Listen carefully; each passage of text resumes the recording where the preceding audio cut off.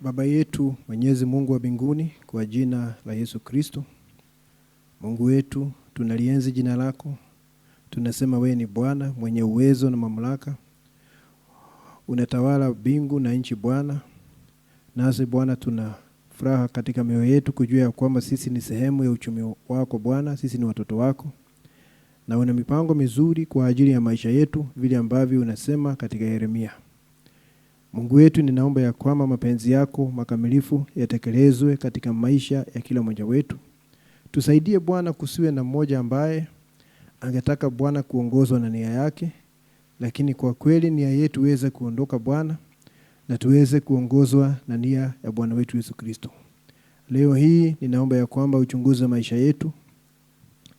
Mungu wetu, tusamehe dhambi zote na makosa na hatia katika maisha yetu. Tuoshe kwa damu ya mwanakondoo, tuondolee hatia Baba, tuwajikabidhi mikononi mwako. Naomba ya kwamba Bwana uweze kutoa hatamu juu ya maisha ya kila mmoja, na utuongoze Bwana kulingana na mapenzi yako. Tuongoze kwenye kilindi cha neno, tuongoze kwenye utimilifu wa baraka za ukombozi. Mungu wetu, ninaomba katika ibada hii ya kwamba utakuwa nasi, na kupitia neno lako Bwana utaongea na moyo wa kila mmoja wetu. Utatuinua, utatusaidia Bwana, na Mungu wetu utakutana na mahitaji yaliyo katika maisha yetu. Na mwisho wa mambo yote Bwana, naomba ya kwamba sifa na utukufu zikurejee wewe. Tunaomba kwa imani kwa jina la Bwana wetu Yesu Kristo. Amen. Tufungua Matendo mlango wa 10. Matendo mlango wa 10. Tusome kutoka mstari wa 9 mpaka mstari wa 20. Matendo 10. Kama vile ambavyo tumefundishwa na ujumbe, tunajua sio matendo ya mitume. Sasa tunajua ni matendo ya Roho Mtakatifu ndani ya mitume. Maana mitume bila Roho Mtakatifu hawakuwa na uwezo wote. Matendo haya yote ni Roho Mtakatifu akiwa ndani ya mitume. Mstari wa 9 unasema, hata siku ya pili walipokuwa wakisafiri, na hao ni watu waliotumwa na Kornelio kwenda kumtafuta Petro ili aje aambie Kornelio na wale wa nyumba yake njia ya wokovu. Hata siku ya pili walipokuwa wakisafiri na kukaribia mji, Petro alipanda juu darini kwenda kuomba.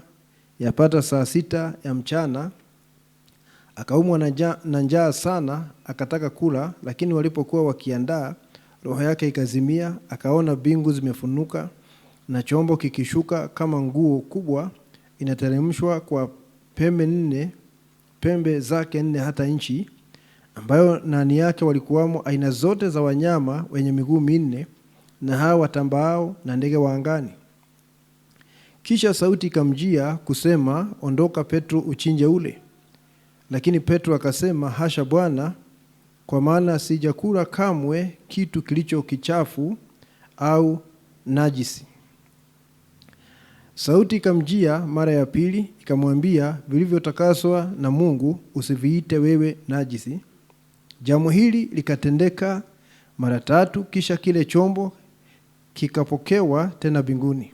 Hata Petro alipokuwa akiona shaka ndani ya nafsi yake, maana yake ni nini maono hayo aliyoyaona, wale watu waliotumwa na Kornelio wakiisha kuiulizia nyumba ya Simoni, wakasimama mbele ya mlango.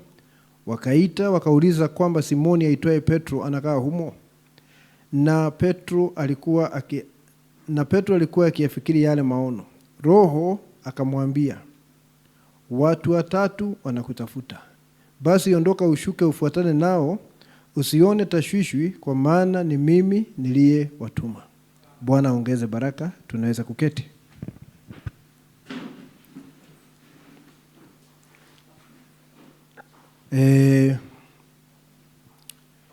Ningetaka kuendelea kuongea juu ya Roho Mtakatifu.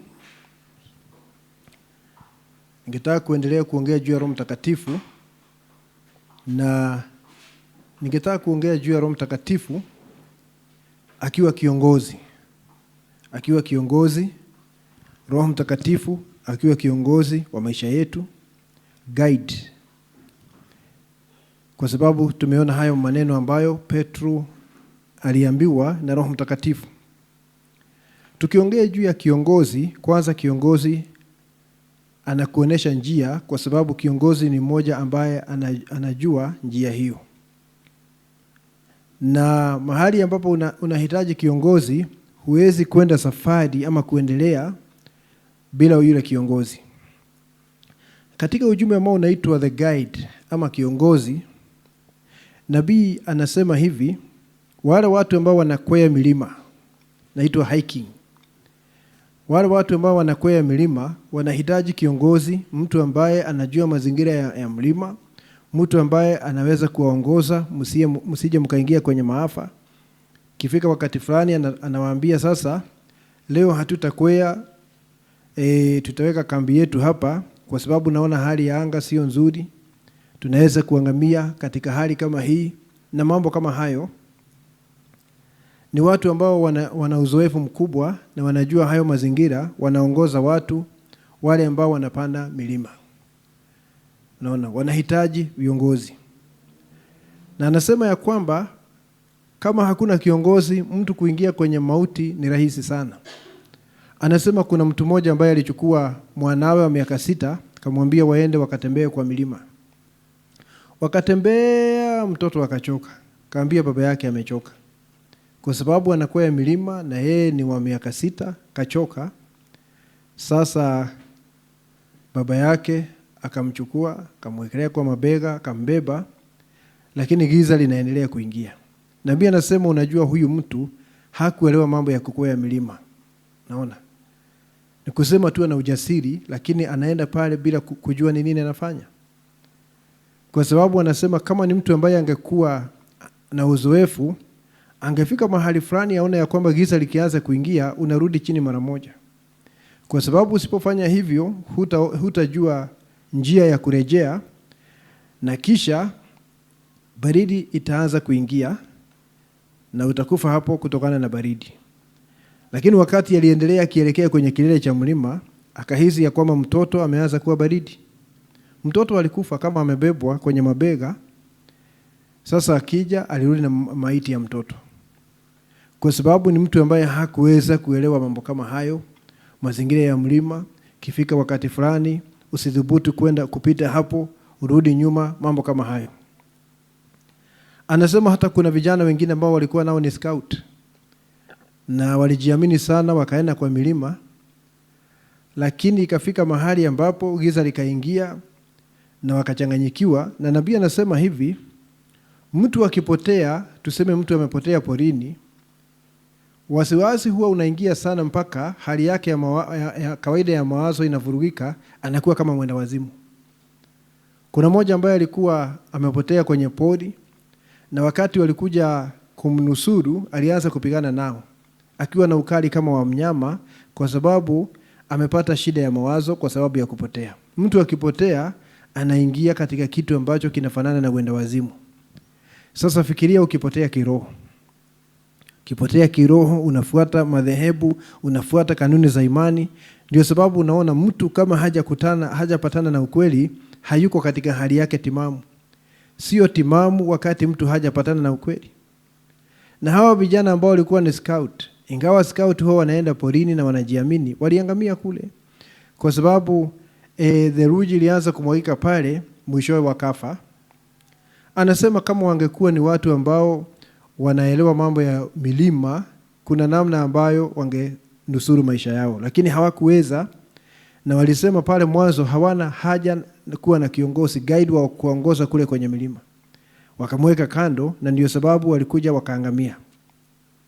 Nabii mwenyewe, acha watu wengine, alikuwa amepotea katika mlima ambao unaitwa Hurricane. Akapotea hapo, amebeba mke wake na mtoto, wakaenda mpaka pale ukingoni mwa pori, akawaacha hapo wakiwa ndani ya motokaa, akaingia kule ndani kuwinda.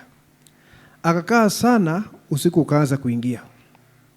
Akafika mahali akapotea, akaanza kufanya mizunguko, na wakati aliona amepotea, akapiga magoti huko ndani. Kaambia Mungu, sasa nimepotea, na hapa nitakufa kwa sababu ya baridi, na mke wangu pia na mtoto watakufa kwa sababu baridi itakuja baadaye.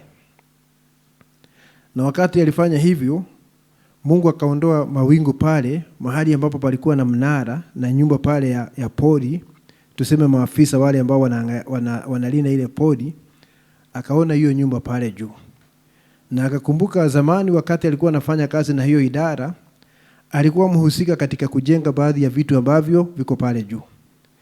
Na akasema sasa atafuata hiyo, ataenda. Na wakati anafanya hivyo, anasikia sauti ikimwambia, mimi ni msaada wa haraka wakati wa shida. Na huyu alikuwa ni Roho Mtakatifu, ni kiongozi, anamwambia maneno hayo. Mimi ni msaada wa haraka wakati wa shida. Na mwishowe Mungu akamsaidia, akaenda akatokea, akapata mke wake na mtoto, kasha motokaa, akarudi mjini. Kile ambacho kilisaidia nabii ni kwa sababu alikuwa na kiongozi, Roho Mtakatifu, kiongozi wa ndani. Kama si hivyo, anasema angeangamia kwenye ile pori. Mwaminio anahitaji kiongozi. Na hatuwezi kufaulu bila kiongozi, kwa sababu anasema mwaminio ni kondoo, na kondoo akipotea anapotea kabisa. Anasema kondoo akiingia kwenye pori na yuko peke yake, hawezi kujua njia ya kurejea, atapotea kule na atashambuliwa na wanyama mwitu na watamuangamiza. Anasema kwa sababu mwaminio ni kondoo, anahitaji kiongozi. Anahitaji kiongozi wa maisha yake, aweze kumuongoza, hawezi kujiongoza. Na ni lazima tujue jambo hilo ndugu. Unajua tunaishi katika kizazi cha watu wa akili, intellectual, ambao wanategemea kila kitu, wanategemea elimu kwa ajili ya kila kitu. Ukimwambia kuna mambo ya kiroho, yeye haamini mambo kama hayo. Yeye anaamini kuhoji, reasoning, na kufanya experiment, kile ambacho ninaweza kufanya utafiti hapa niweze kuona matokeo. Tunaishi kizazi kama hicho kwa sababu tumerudi wakati mwingine wa Nuhu. Biblia inasema katika Luka 17, kama ilivyokuwa wakati wa Nuhu, Biblia hapo ilitaja nyakati mbili kuonesha vile wakati wa mwisho utakuwa. Ilitaja wakati wa Nuhu na ilitaja wakati wa Lutu. Nasema kama ilivyokuwa wakati wa Nuhu, hivyo ndivyo itakavyokuwa wakati wa kufunuliwa kwake mwana wa Adamu. Na kulikuwa na mambo mengi wakati wa Nuhu. Unaweza kusoma baadhi ya mambo hayo katika kitabu cha Mwanzo mlango wa 6 na sehemu nyingine katika maandiko. Na nabii anasema katika ujumbe, kizazi cha Nuhu kilikuwa ni kizazi cha wanasayansi. Watu ambao wameendelea sana, walikuwa na nguvu za atomic power. Na anasema walikuwa ni wanasayansi. Na sasa hapa shida ni kwamba ujumbe umepatiwa mkulima. Sasa unaweza kuona contrast. Huyu ni mkulima, mtu wa kawaida sana, na hao ni wanasayansi wamesoma sana, ni akina Elon Musk na wale wengine wa siku hiyo, na akina Einstein wa siku hiyo. Na wanakuja kuambia Mungu amesema ya kwamba mnusuru maisha yenu kwa sababu kuna mvua itakuja kutoka angani. Nabii anasema kazi yao ilikuwa ni kudhihaki Nuhu, na walikataa ujumbe kabisa. Na hao ndio watu unaona wakati Bwana Yesu alikufa, alienda kuzimu kuwashuhudia, si waokoke, kuwashuhudia tu. Na ili wajue wakati walikataa Nuhu, ni Yesu alikataa, maana ndiye alikuwa ametuma Nuhu. Anasema kilikuwa ni kizazi cha wanasayansi, na hapa ujumbe umekuja na mkulima. Na anasema wanasayansi hawangeamini ujumbe wa mkulima. Tunaishi kizazi kama hicho. Nabii anasema ya kwamba hawa watu, ili waoneshe ya kwamba kile Nuhu anasema hakikuwa kweli, kuna vitu walikuwa wanatupa kule angani. Wanashuti vitu kule angani kupima kama kunaweza kuwa na mvua. Na hatimaye wanasema haiwezekani. Na anasema vitu hivi ambavyo walikuwa wanatupa kule ni hivyo vilianza kukusanya mawingu. Maana anasema ya kwamba binadamu anajiangamiza na hekima yake ama maarifa yake. Sasa tumerudi tena kizazi cha majitu ya kiakili, intellectual giants. Wale watu ambao wanatengeneza rocket na AI na mambo kama haya yote tunaona, unafikiri wanaweza kuamini ujumbe kweli? Yaani hao watu wamefika ni kama Nimrod, ambao walifika mahali wakaanza kufanya kila kitu, mpaka Mungu akasema tukiwaachilia hivi karibuni wataweza kuwa na uwezo wa kufanya kila kitu, na hakuna mtu atawazuia. Tumefika mahali kama hapo, binadamu anaona ya kwamba hakuna haja ya Mungu kwa sababu ya uvumbuzi alio nao wa kisayansi. Unaona? Na hapo ndipo tunahitaji kuweza kuwa na imani, kwa sababu tunaishi miongoni mwa watu na hayo mawazo yamejaa katika dunia. Tunatumia simu, tunatumia AI na yale mambo mengine. Tunahitaji sasa kwenda juu zaidi ya mambo hayo. Wacha nikwambie ndugu, ni vizuri sana tuanze kufikiria juu ya ng'ambo ile nyingine. Najua Adam kabla ya kuanguka na Hawa hawakuwa na sayansi. Sayansi hii hata ukiona vyombo kama hivi hapa, usidhani ni kitu cha maana, kwa sababu ni kitu cha kuonesha binadamu ameanguka. Ndio sababu nahitaji huu msaada huu wote. Hii sayansi inakuonesha tumeanguka. Nabii anasema katika zile dimension 7, anasema ni dimension ya 4. Na hii dimension ya 4 huwa inakusaidia kwa sababu ya upungufu tulio nao. Ndio sababu mtu kama anaongea akiwa mbali sana, akiwa studio kwenye ya redio, huwezi kusikia kwa masikio yako moja kwa moja.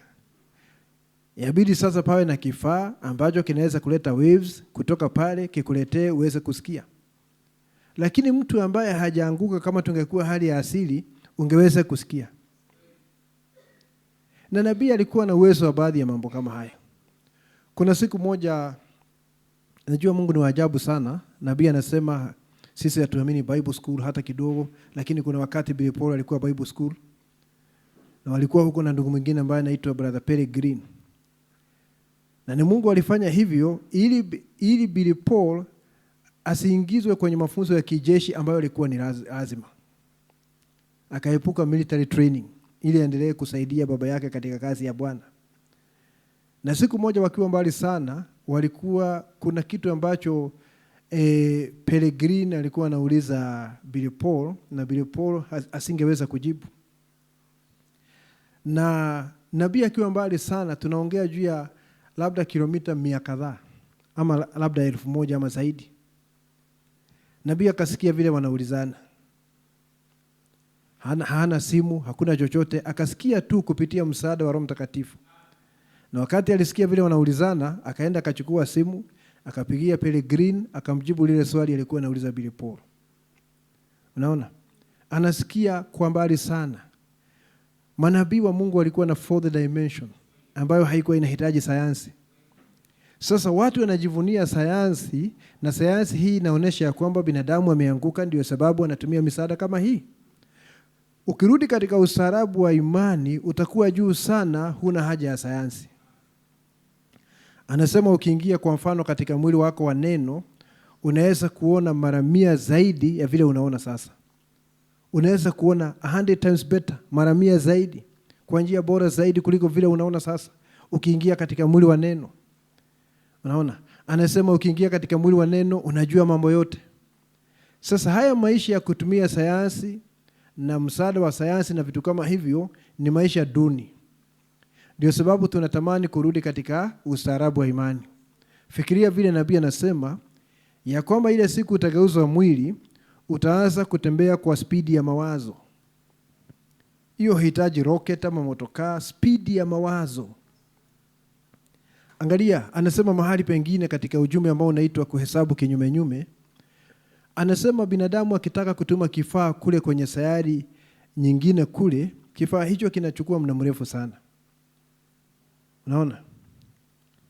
Ni kama vile watu walienda kule kwa mwezi, nafikiri mwaka wa 72 kama sijakosea. Acha hii ya juzi. Nilikuwa nasoma mahali wakati fulani ya kwamba mtu ambaye tuseme kuna ile miaka ambayo inaitwa light years. Wanapima umbali wa sayari na tuseme galaxy zingine kule juu, wanapima na speed ya nuru. Nuru inaenda ama inaenda distance ama umbali gani kwa dakika moja. Sijui ni dakika moja ama ni sekunde. Dakika moja nafikiri. Anasema nuru inaenda kilomita trilioni 9.4 kwa mwaka. Sasa ukisema ya kwamba kuna chombo kule angani ambacho ni miaka 50 ya nuru, inamaanisha ni uchukue hiyo trilioni 9.4 upige mara 50.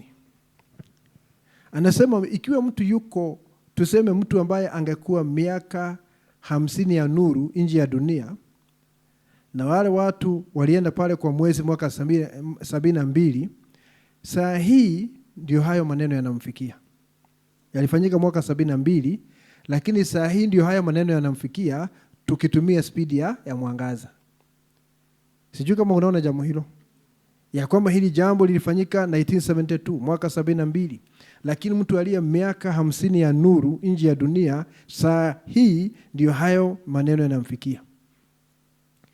Hiyo hesabu najua hatuwezi, ni hesabu ngumu, lakini sikia, nilikuwa nataka nikuonesha nini. Nabii anasema ukiwa na mwili wa neno, kama ukiwa umegeuzwa kwenda hapo, hiyo miaka ni kitu ambacho ni nukta ya sekunde. Uhitaji hiyo miaka ati kwenda pale, ni nukta. Hiyo ndio inaitwa speed ya mawazo, speed of thought. Unajipata huko pale mara moja, na hata nuru inachukua muda mrefu sana kufika pale. Unaweza kuona nini tunaongea juu yake, ya kwamba yale maisha tunaenda yako juu sana kuliko haya maisha. Usijivunie ati sayansi ama AI ama rocket. Hayo ni mambo duni sana, inferior, ni mambo yaliyo chini sana. Tunaenda katika ustaarabu wa imani.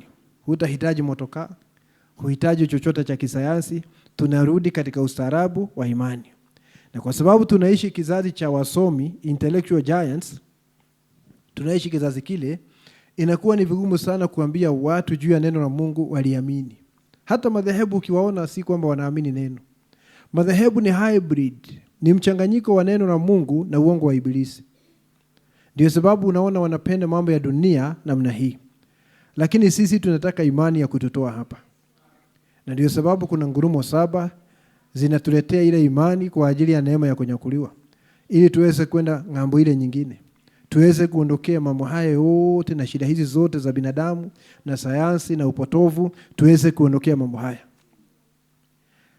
Tunahitaji kuongozwa na Roho Mtakatifu kwenye kilindi cha neno. Kwa hiyo nasema ya kwamba tunahitaji kiongozi wa maisha, maana mwaminio ni kondoo, na kondoo asipoongozwa anapotea kabisa. Na tunajua kiongozi wa kanisa ni Roho Mtakatifu. Yeye ndiye kiongozi wa kanisa, yeye ndiye kiongozi wa mwaminio, Roho Mtakatifu. Tunahitaji Roho Mtakatifu aweze kutuongoza. Tumesoma habari za Petro hapa, ya kwamba alikuwa ameenda kutembelea mwingine ambaye alikuwa anaitwa Simioni, ambaye alikuwa anafanya kazi ya ngozi, na akakaa pale kwa siku nyingi. Baada ya ziara ya kimishonari, akaenda mwishowe akafika kwa Simioni na akakaa pale kwa siku nyingi. Na wakati amekaa hapo, kuna vile Mungu alishughulika na Kornelio, mtu wa mataifa upande ule. Sitaki kurudia mambo hayo. Na wakasikia Petro hayuko mbali sana, kwa sababu ule mji Jopa hauko mbali sana na mahali ambapo alikuwa ameinua dada mwingine kutoka kwa mauti.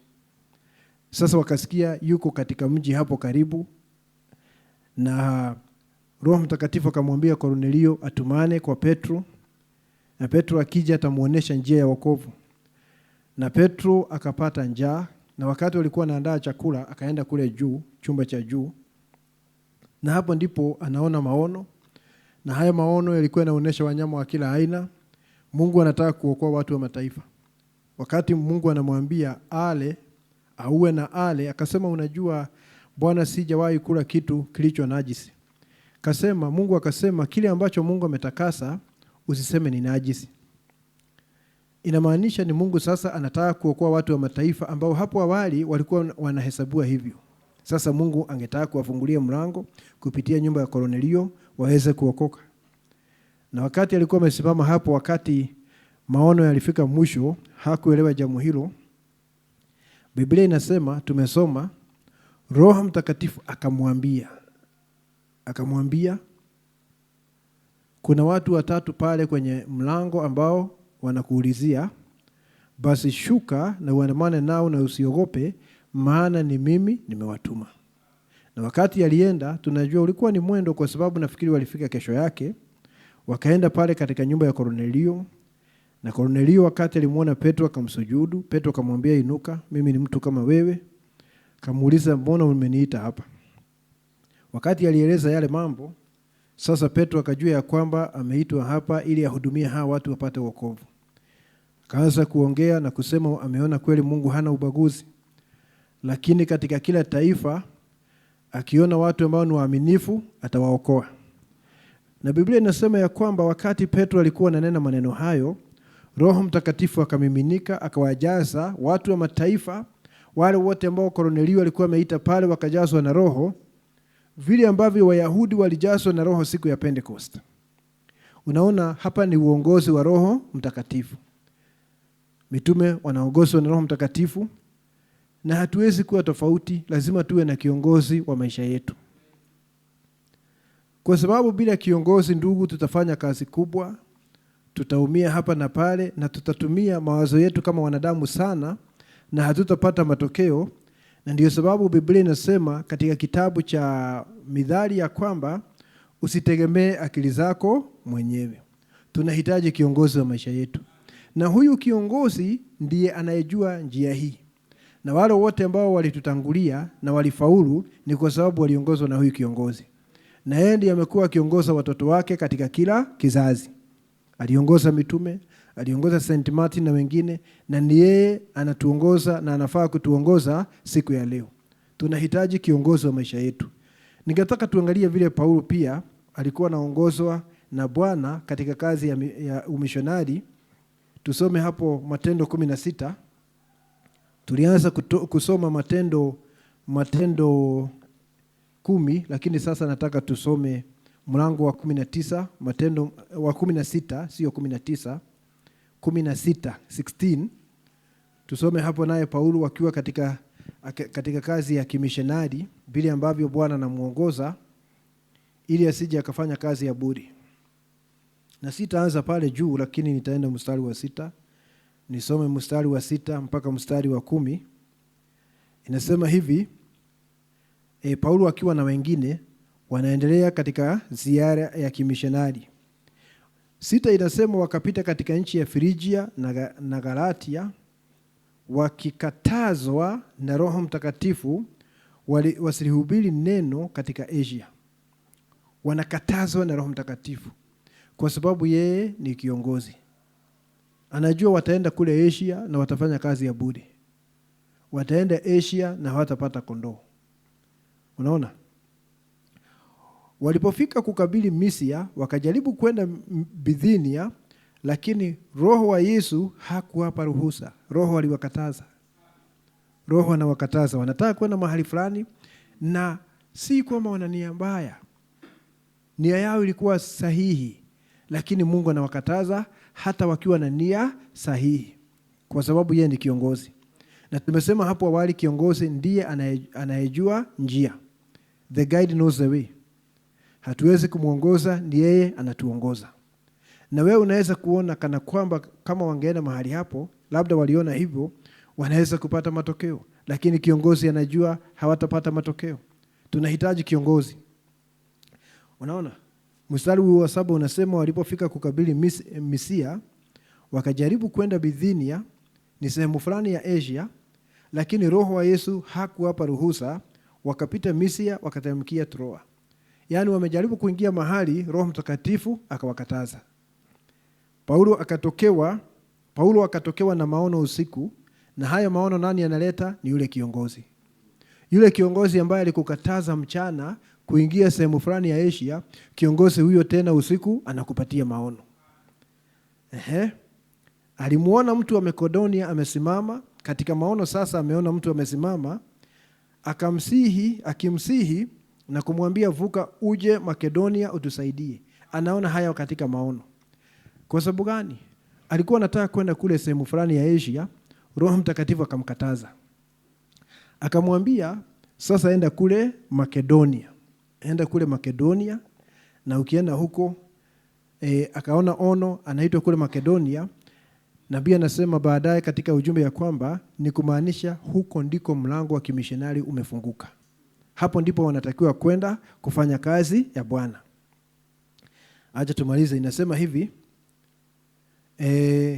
basi alipokwisha kuyaona yale maono, huyu ni Paulo sasa, si Petro. Alipokwisha kuyaona yale maono, mara tukataka kutoka kwenda Makedonia, kwa kuwa tuliona hakika ya kwamba Mungu ametuita tuwahubiri habari njema. Unaona jambo hilo? Mungu ametuita tuwahubiri habari njema. Sasa unaona hawa watu wanaongozwa na yule kiongozi. Wanataka kwenda mahali fulani na Mungu anajua wakienda hapo hawatapata matokeo. Sasa wanaongozwa kwingineko, kwa sababu nabii anasema baadaye katika nyakati 7 za kanisa, kama wangeenda kule Asia wasingepata kondoo. Maana yeye ndiye anajua kondoo wako wapi. Sasa wakaongozwa waende kule Makedonia kwa sababu kondoo walikuwa mahali pale. Baadaye nabii anasema katika nyakati 7 za kanisa, na walipofika Korintho, Roho Mtakatifu akamwambia, na hapa ukae siku nyingi. Hapa ukae siku nyingi kwa sababu katika huu mji nina watu wengi. Na hapo Biblia kweli inaonyesha kwamba alikaa hapo kama 1.5 mwaka akihubiri injili na kuleta wengine pale kwa sababu ya yule kiongozi. Ona, huyu kiongozi amekataza Paulo kwenda kule Asia, na usiku akampatia maono aende kule Makedonia, maana huyu kiongozi anajua kondoo wako wapi. Na hiyo ni sawa na ndugu Branham akiwa kule Cairo. Akiwa kule Cairo anataka kwenda Israel, kwa sababu watu wengine wamemwambia aende kule, ana kipawa cha Masihi, na akifika kule Wayahudi watamwamini. Hata ukiangalia ile sinema ya ndugu Branham ambayo inaitwa Deep Call to the Deep, kuna watu wawili walikuja kwa nyumba yake. Nafikiri karibu kila mmoja ameona. Na ilikuwa ni ndugu moja na mwanawe anaitwa Cops. Wote walikuwa wanaitwa Cops. Mmoja ni baba ya yule mwingine.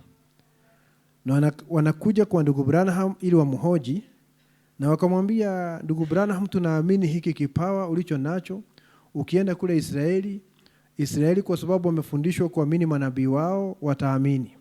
Na nabii anakubaliana nao wakati huo. Ilikuwa ni mwaka 54. Anakubaliana nao wakati huo ya kwamba kwa kweli akienda kule wanaweza kuamini. Hayo ni baadhi ya mambo ambayo alifanya nabii atake kwenda Israel. Ndugu mwingine ambaye anaitwa Louis Petrus kutoka Sweden akatuma Biblia kama 1,000,000 kabla ya nabii kwenda pale, ili kuandaa njia. Kwanza wajue kuna Biblia ya Agano Jipya, na kisha nabii aende pale aoneshe ishara ya Mesihi. Mambo hayo yakachochea nabii akaona wakati sasa umefika niende kule. Kwa hivyo huyu ni Paulo akitaka kwenda Asia. Si ni kweli? Anataka kwenda Asia hapo.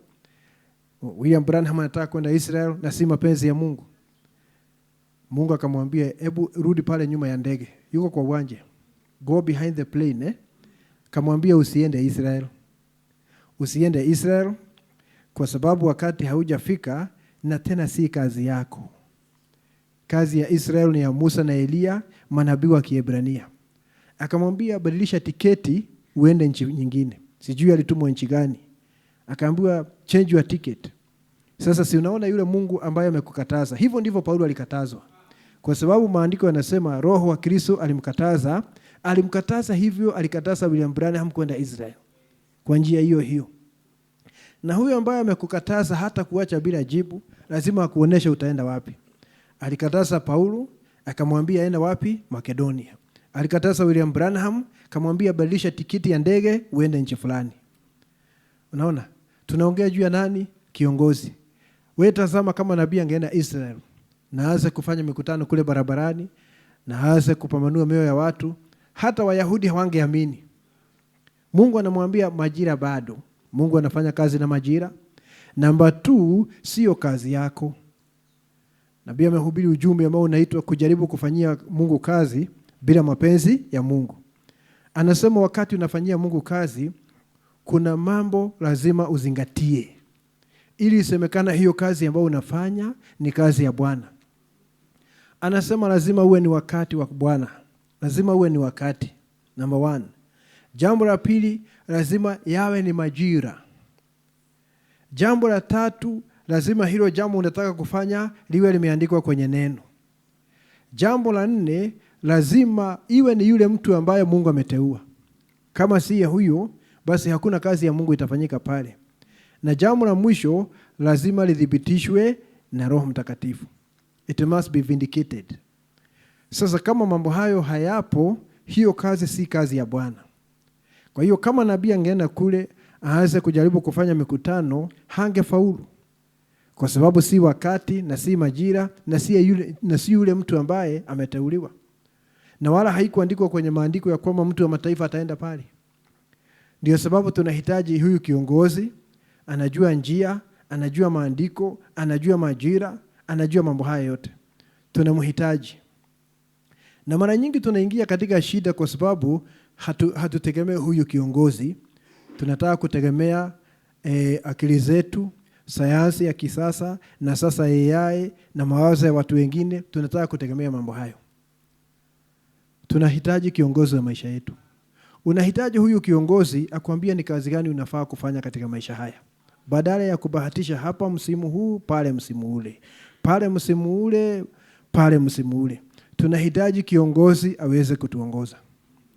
Yeye yule ambaye alikuja akamwambia Petro, sasa mmekuwa mkivua hapa usiku mzima, hamjapata samaki, weka nyavu zako pale. Wakapatikana wengi sana, nyavu zikaanza kuraruka. Na amefanya kazi ya bure hapa. Tunahitaji huyo kiongozi atuambie tunafaa kufanya kazi ya aina gani. Tunahitaji huyu kiongozi akuambie unafaa kuoa nani ama kuolewa na nani. Mara nyingi watu hawaulizi huyu kiongozi. Wanatumia akili zao wenyewe. Na ukitumia akili zako unaenda unachukua mtu ambaye hakufai. Na kutoka hapo ubora wa maisha yako, quality ya maisha yako unaenda chini sana kwa sababu kuna mtu hapa anakuvuta chini. Ukitumia akili zako ndugu, unaweza kuoa mtu kwa sababu ya urembo, ama dada uolewe na mtu kwa sababu anaonekana ni mwanaume aliye na sura ya kupendeza, lakini ndani sio Mkristo. Ndani sio Mkristo, ni kumaanisha utakuwa na wakati mgumu sana hata kutumikia Bwana. Utakuwa na wakati mgumu sana. Maana huyu si sehemu ya ufalme.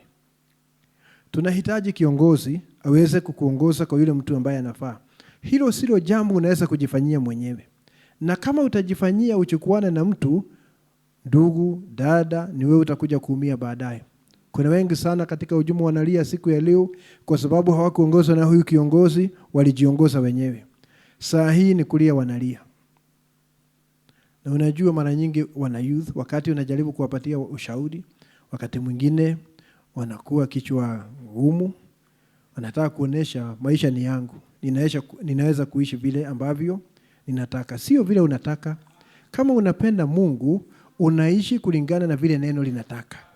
Si wewe kulingana na vile neno linataka. Hatimaye unajua unajaribu kuwapatia ushauri, lakini mwishowe wanakiuka. Anaenda anachukua mtu asiyefaa, lakini sasa kulipa ni baadaye. Matanga ni baadaye. Lazima utalipa. Nabii anasema lazima utalipa. Tunahitaji huyu kiongozi aweze kutuongoza hata kwa mwenza wa ndoa. Tunahitaji kiongozi akuongoze mahususi, specific, akwambia ni huyu. Ni huyu ama ni yule, na ana njia zake za kuongoza. Mungu anaweza kupatia maono, na hatusemi ukatafute maono kwa sababu maono ni adimu sana. Mungu anaweza kuongea na sauti. Mungu anaweza kuongea ndani ya moyo wako. Mungu anaweza kuweka mzigo katika moyo wako. Mungu anaweza kuleta ndoto za kiroho. Lakini usiwe ni mtu wa kutegemea ndoto. Kwa sababu ndoto zinaweza kukosea. Anasema they can have a margin of error. Unaona? Lazima tuwe watu soba kwa njia zote. Roho Mtakatifu ana njia nyingi za kuongoza muaminio. Lakini katika kila kitu ambacho anakuongoza, hayo utapata baadaye yanaambatana na neno. Kuna wengi sana wanasema Mungu aliniambia, na hayo mambo yanaanguka mtihani wa neno. Roho Mtakatifu aliniambia, hata wengine wanaenda kiasi cha kusema alinionyesha, niliona katika maono. Lakini hayo maono unapima na neno yako nje. Kila kitu ambacho unasema ni Mungu amekuambia ama amekuonesha, lazima kiambatane na neno la Bwana. Kwa sababu hakuna kitu Mungu anaweza kukuletea ambacho kitapingana na neno lake ambalo limeandikwa. Ndio sababu tunatumia neno kupima kila kitu. Tunatumia neno kukadiria kila kitu. Kwa hivyo unahitaji kiongozi huyu akuongoze katika kazi, katika mwenza wa ndoa, akuongoze utaenda njia gani. Labda umefika mahali hujui uchukue uamuzi upi, umefika kwa njia panda, unahitaji kiongozi. Sio kubahatisha. Sio kubahatisha. Huwezi kurarua karatasi moja imeandikwa yes na no, uweke mahali, unaona? Uweke mahali kwa mkebe, ukoroge, useme sasa nikitoa ikisema no sitaenda, ikisema yes nitaenda. Huwezi kubahatisha ndugu. Hapa tunahitaji kiongozi atuambie nenda kwa njia hii. Na uone hata hii njia nyingine ulikuwa unafikiria juu yake hata imefungwa. Hakuna namna. Hivyo nabii aliambiwa usiende Israel, enda mahali fulani. Tunahitaji kiongozi, na hiyo inamaanisha ya kwamba lazima tukae nyuma yake. Sio mbele yake, lazima tukae nyuma yake, na tuwe tunamuomba kila wakati akuongoze katika jambo fulani. Kwanza hakikisha ameingia ndani yako, jambo la kwanza. Hakikisha huyu kiongozi wa maisha ameingia katika maisha yako. Na akiingia katika maisha yako, basi uwe unakaa nyuma yake. Katika kila hatua unamwambia Mungu, ungetaka nifanye nini? Nichague nini? Niende upande gani? Alafu umwache atumie njia yake ili aweze kukujibu na aweze kukuongoza. Nabii anasema alikuwa anafuata huyu kiongozi. Na kabla ya kuondoka katika haya maisha, tunajua aliponywa shida yake ya tumbo, na anasema katika ule ujumbe ambao unaitwa juu ya mbawa za njiwa mweupe, anasema ya kwamba huyu kiongozi, huyu njiwa ameniongoza nikaingia kwa imani ambayo sikuwahi kuwa nayo hapo awali. Hebu tusome hapo ili tuweze kumaliza. Tusome hapo ili tuweze kumaliza. Anasema hivi, ujumbe huu unaitwa juu ya mbawa za hua mweupe. Anasema hivi, nikuomba naomba, aya 216, nikuomba naomba mwishoni mwa ujumbe. Anasema, dear God, Bwana, I thank you for these things, Father. Na kushukuru kwa ajili ya mambo hayo, Baba. You give Noah the sign, ulimpatia Nuhu ishara, yule njiwa. You gave the world the sign, ukapatia dunia ishara, and you give me a sign. Anasema hata mimi alipatiwa ishara ya njiwa wa 7. And the next day seeing that eagle flying, na siku iliyofuatia nikaona yule tai akiruka pale. Oh God, there is a message coming forth now, and I pray God that you let the dove lead. Anasema ya kwamba kuna ujumbe unakuja sasa, na ninaomba ya kwamba utaacha huyu njiwa aongoze. Si kwamba kuna ujumbe mwingine unakuja kando na ule Branham alikuja nao. Ni hiyo sehemu nyingine ya ujumbe ambayo itahusisha biharusi, sio nabii. Lakini ujumbe ni ule ule. Kama unaweza kuelewa jambo hilo. Si mnaona ujumbe wakati wa Musa ulikuwa ni mmoja. Mnaona hata Yoshua hakuwa na ujumbe. Aliambiwa katika mlango wa kwanza usiende kulia ama kushoto, ukae na ujumbe ambao nililetea Musa. Lakini Yoshua alitimiza sehemu ambayo Musa hakutimiza. Musa hakuingiza watoto kule, hakupigana vita Canaan, na hakuwapatia nchi. Kwa hivyo ni kusema ni hiyo sehemu nyingine ya ujumbe. The next phase of the same message. Hivyo ndivyo anasema hapa. Anasema hivi juu ya huyu njiwa kiongozi wa maisha. Si unaona? Anasema amemuongoza kwa sababu yeye ni kiongozi. Anasema it has led me to a faith I never had before.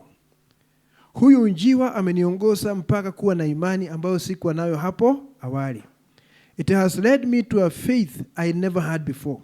Ameniongoza mpaka nikawa na imani ambayo sikuwa nayo hapo awali.